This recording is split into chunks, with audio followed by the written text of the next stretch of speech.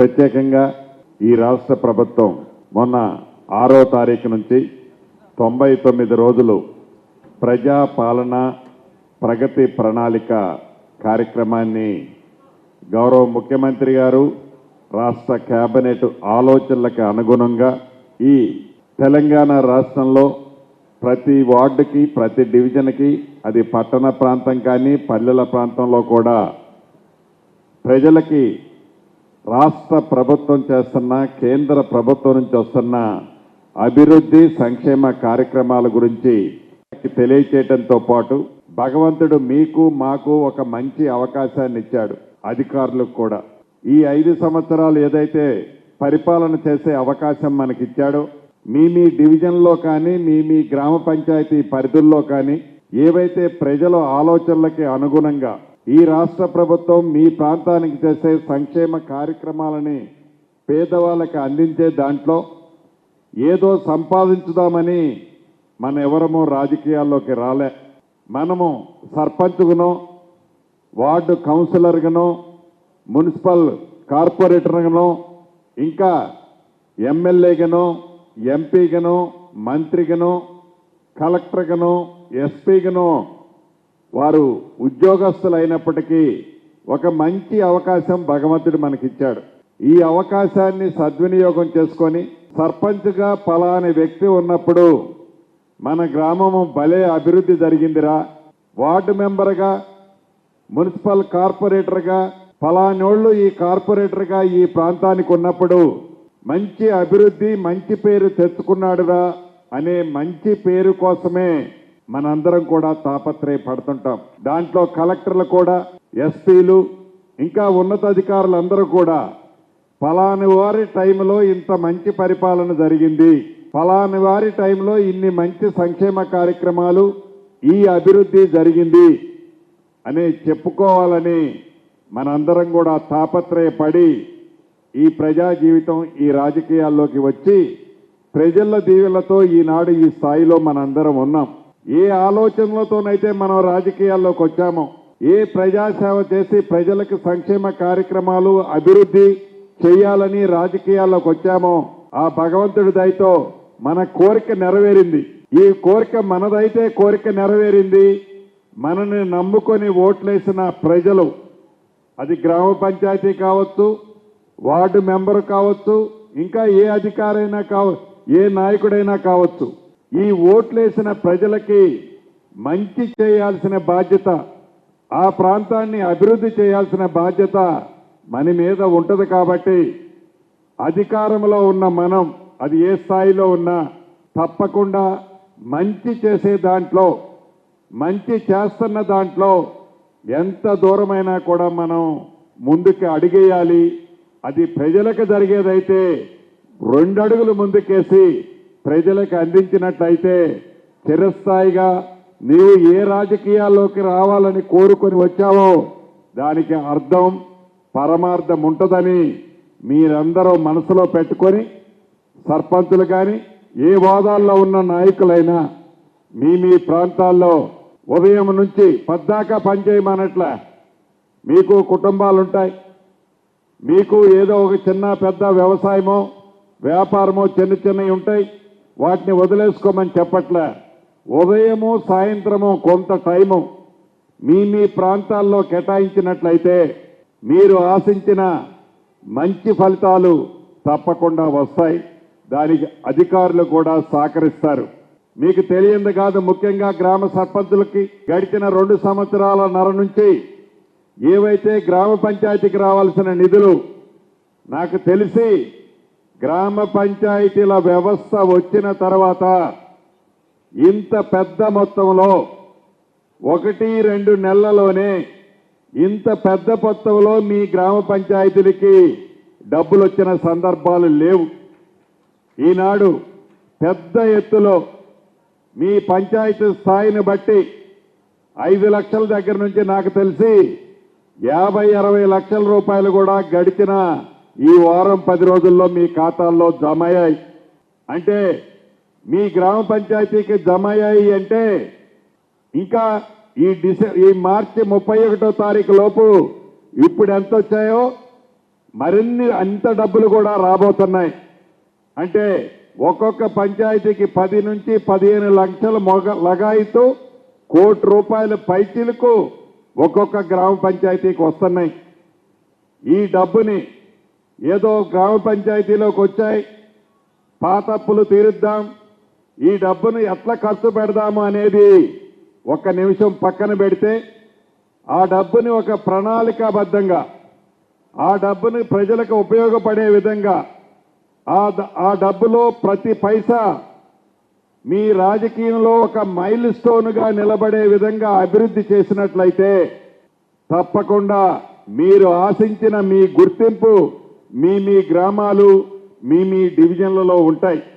దాన్ని దృష్టిలో పెట్టుకొని డబ్బుని, మన సొంత డబ్బుని ఎలానైతే సద్వినియోగం చేస్తామో, దుర్వినియోగం కాకుండా ఆ డబ్బుకి కాపలాగా మనం ఉంటామో, ప్రజాప్రతినిధులుగా ప్రజల దీవెనలతో ఉన్న మనందరం ఆ డబ్బుకి కాపలాదారులుగా ఉండి ప్రజలకి మంచి జరిగే విధంగా చట్ట పరిధిలో, చట్టంలో ఉన్న అంశాలకు అనుగుణంగా ఆ డబ్బుని సద్వినియోగం చేయాలని మనస్ఫూర్తిగా ముఖ్యంగా నా సర్పంచుల్ని ఈ వేదిక ద్వారా అభ్యర్థిస్తున్నాను. అంతేకాదు, సర్పంచులకు ఆల్రెడీ ట్రైనింగ్ ఇచ్చారు. 2 రోజుల్లో ఏమో చట్టం గురించి, విధి విధానాల గురించి, మీ సర్పంచ్గా మీ విధులేంటి, వాటన్నిటినీ క్షుణ్ణంగా ఇంతకుముందే తెలిపారు. దాంతోపాటు అదనంగా ఈ ప్రభుత్వం యొక్క ఆలోచన, ఈ ప్రభుత్వం చేపట్టే అభివృద్ధి సంక్షేమ కార్యక్రమాలు మీ ప్రాంతాల్లో ఎలా చేస్తున్నారు, ఎలా చేయాలని ఈ ప్రభుత్వం యొక్క ఆలోచన ఉందో మీ అందరికీ ఇప్పటికే అర్థమై ఉంటుంది. సంక్షేమ కార్యక్రమాలు ఇచ్చే దాంట్లో కూడా గౌరవ ముఖ్యమంత్రి రేవంత్ రెడ్డి గారి నాయకత్వంలోని ఈ ప్రజా ప్రభుత్వం నిరంతరము ప్రజలకి మంచి చేసే దాంట్లో, ప్రజలకు సంక్షేమ కార్యక్రమాలు ఇచ్చే దాంట్లో, పేదవాడికి పూర్తి భద్రత భరోసా ఇచ్చే దాంట్లో ఈ ప్రభుత్వం యొక్క ఆలోచన మీకు ఇప్పటికే స్పష్టంగా అర్థమై ఉంటుంది.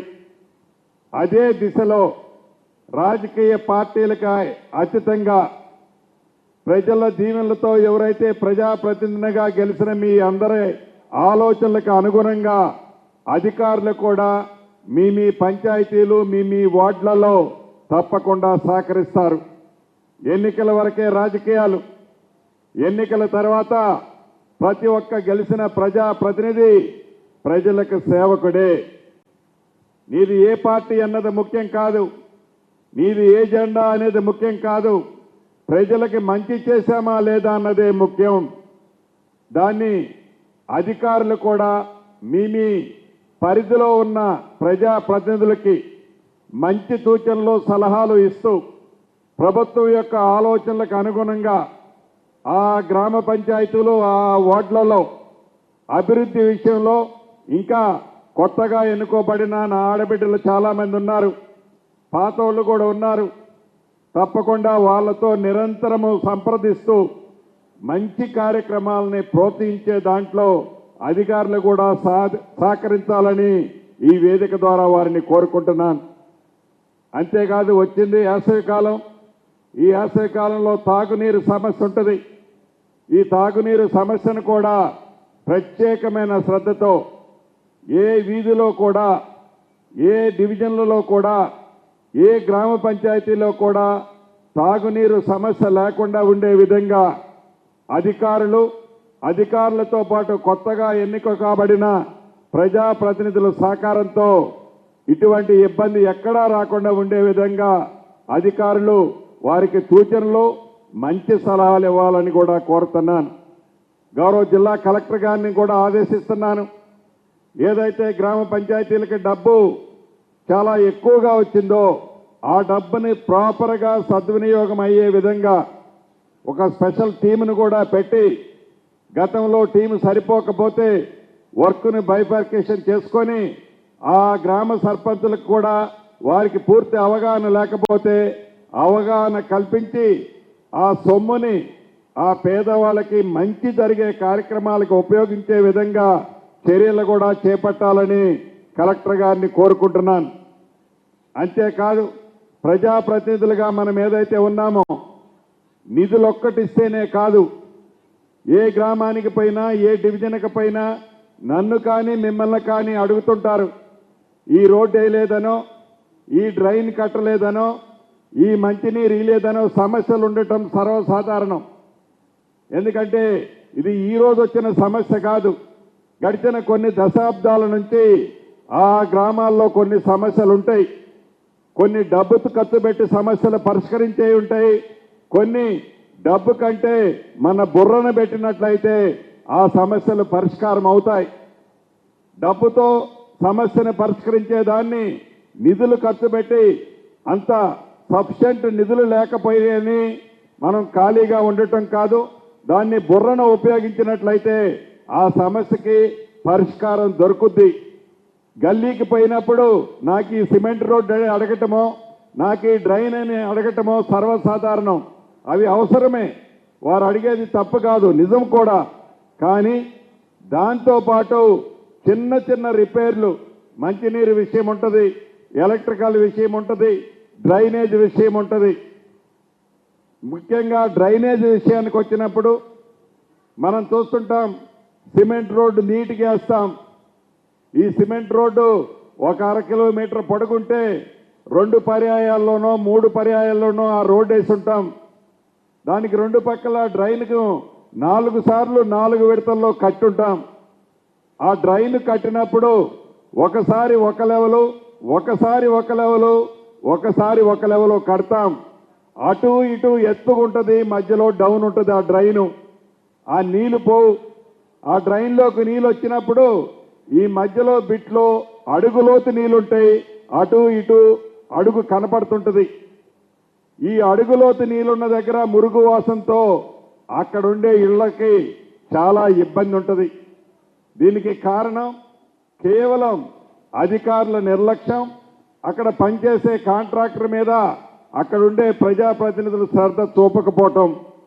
అటువంటి పరిస్థితులు రాకుండా ఉండే విధంగా ఏ డబ్బైతే మనం ఖర్చు పెడుతున్నామో, ఏ డబ్బైతే ప్రజలకు సద్వినియోగం కావటం కోసం, మీ గ్రామాల్లో మంచి పేరు సంపాదించడం కోసం మీరు తాతాలాడి పని చేస్తున్నారో, ఇటువంటి చిన్న చిన్న పొరపాట్లు జరగకుండా చూసుకుంటే తప్పకుండా మీకు, ఈ ప్రభుత్వానికి, అక్కడ పనిచేసే అధికారులకి మంచి పేరు వస్తుందని కూడా ఈ వేదిక ద్వారా నా ప్రజాప్రతినిధులందరినీ కోరుకుంటున్నాను. చివరగా మీకు చెప్పదలుచుకున్నది ఒక్కటే, ఈ 99 రోజుల కార్యక్రమంతో పాటు మొన్ననే కొత్తగా ఎన్నుకున్నారు. మీరందరూ ఇంకా 4 సంవత్సరాల 9 నెలలు, 4 సంవత్సరాల 10 నెలలు ఉంటారు. ఈ 4 సంవత్సరాల 10 నెలలు నిరంతరము చేసే కార్యక్రమాలు ఇవి. ఒకరోజు చేసి నా పని అయిపోయిందని చేతులు దులుపుకునే కార్యక్రమాలు కావు. నిరంతరము మనం ప్రజలకు అందుబాటులో ఉండే వ్యక్తులు మనందరం. ఈ నిరంతరము ప్రజలతో అందుబాటులో ఉండేటప్పుడు నిరంతరము సమస్యలు వస్తూనే ఉంటాయి. ఆ సమస్యలని సమయస్ఫూర్తి వాడి, సమయస్ఫూర్తితో, డబ్బుతో అన్ని పరిష్కారం కావు, సమయస్ఫూర్తితో మీ గ్రామాల్లో ఆ అభివృద్ధిని చేసే దాంట్లో మీరందరూ భాగస్వాములు అవ్వాలని ఈ ప్రభుత్వం ఆలోచనని ఈ 99 రోజులు మీ గ్రామ పంచాయతీలు పరిధి నుంచి లగాయితూ జిల్లా వ్యాప్తంగా, రాష్ట్ర వ్యాప్తంగా కూడా ప్రతి చోట్ల మీటింగులకి ఒక డేట్లు ఇచ్చారు.